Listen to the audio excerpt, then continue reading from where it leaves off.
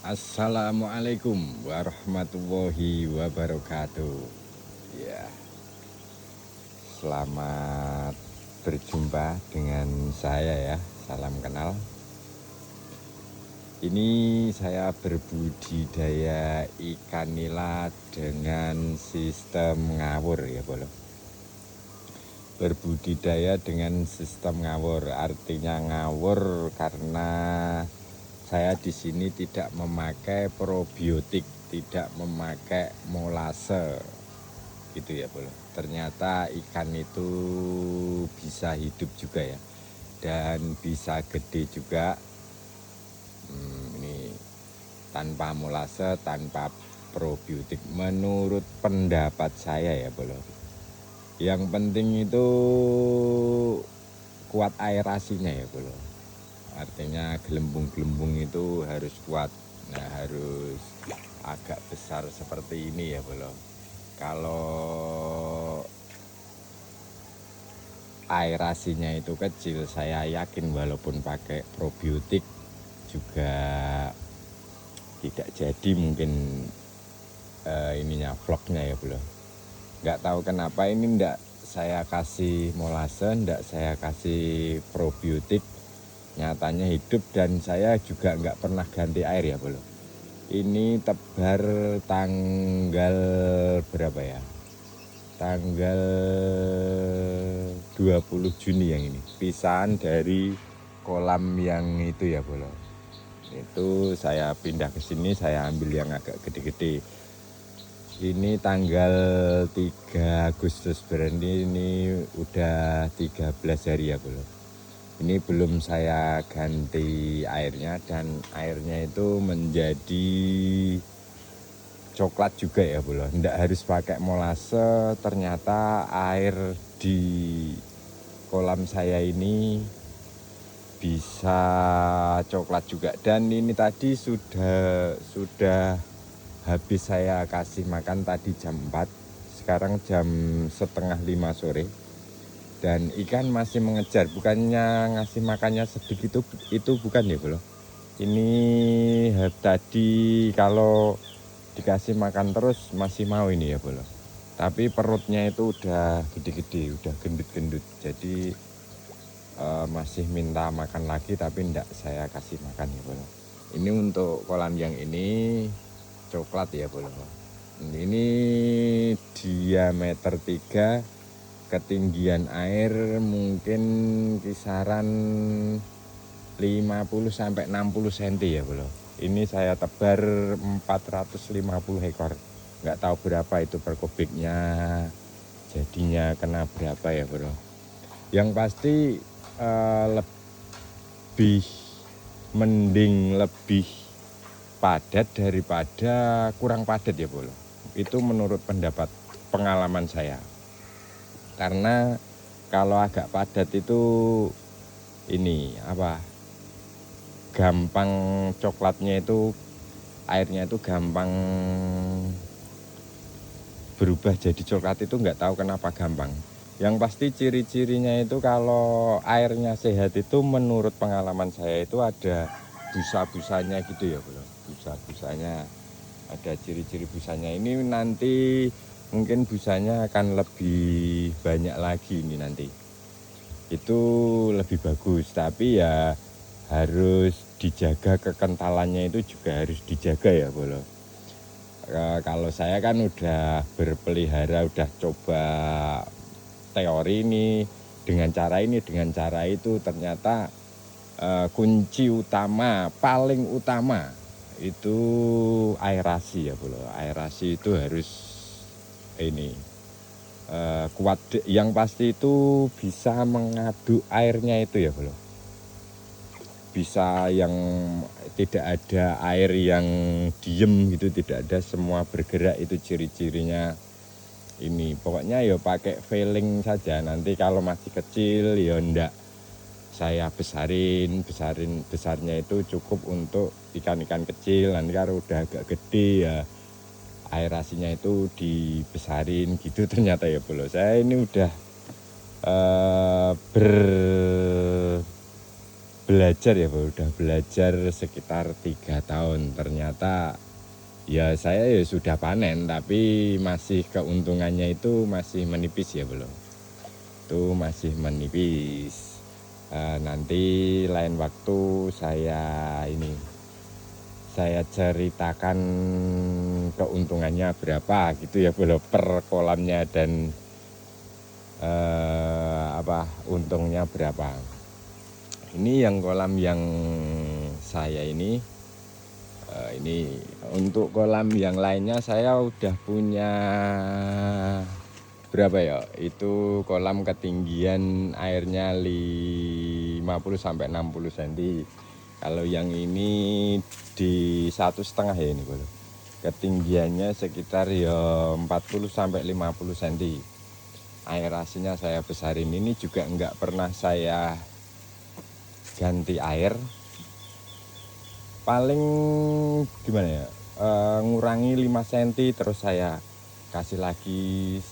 Mungkin lebih dari 1 bulan itu enggak saya ganti ya bro. Yang penting aerasinya itu gede, enggak pakai molase, enggak pakai probiotik, saya enggak pakai ya bro. Ini sistem saya sistem ngapur. Yang penting airnya itu warnanya agak kecoklat-coklatan ya bro. Nanti kalau udah coklat tua itu ini ya bro, coklat tua itu ya dikurangi, terus dikasih di baratnya dikocor gitulah, gimana ya, dibuang 5 cm terus dikasih air lagi sampai ketinggiannya maksimal ya bro.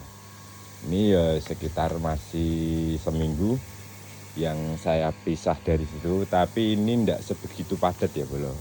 Tidak sebegitu padat itu menurut pengalaman saya, airnya itu mudah menjadi hijau ya bro.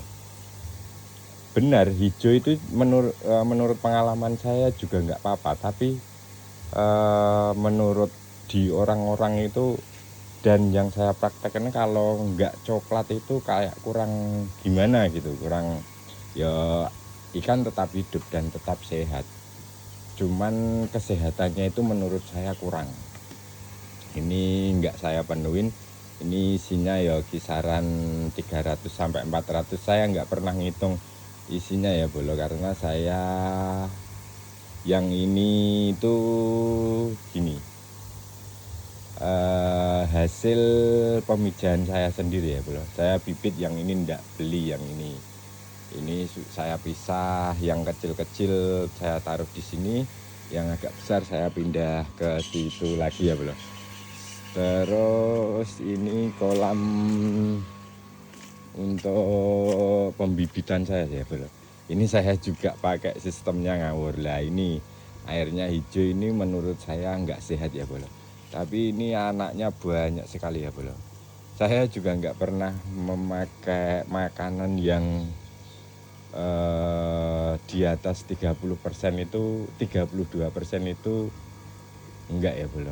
Saya kasih makan biasa seperti ikan-ikan gede, tapi dia makannya dicemil-cemil dikit-dikit gitu ya bro. Dia mungkin kalau perkiraan saya anakannya ini 1000 ya lebih ya ini bro, perkiraan saya. Yang penting itu aerasi ya bro, itu kuncinya. Kalau mau berbudidaya, kuncinya nomor 1 itu aerasi, jangan lupa. Ini sistem saya ngawur ini ya bro. Ini nanti kalau udah, ini indukannya betinanya itu 10, terus pejantannya itu 6 ya bro. Ini anaknya banyak sekali ya boleh. Nanti saya pindah ke kolam yang sini, yang situ nanti kalau udah gede ini saya jual. Terus yang ini mungkin saya pindah-pindah, pokoknya yang kecil ya saya taruh di mana, yang agak gede saya taruh di mana gitu ya bro. Kenapa ini airnya tidak saya penuhin? Ini untuk ini ya bro, irit aerasi. Artinya kalau airnya itu semakin tinggi, itu semakin tidak bisa mengaduk airnya ya bro. Itu kuncinya. Kalau mesinnya kecil itu ya air jangan tinggi-tinggi, biar mesinnya itu bisa mengaduk airnya itu ya bro. Untuk menurut pandangan saya itu untuk menghancurkan tai-tainya itu atau feses-fesesnya itu ya bro.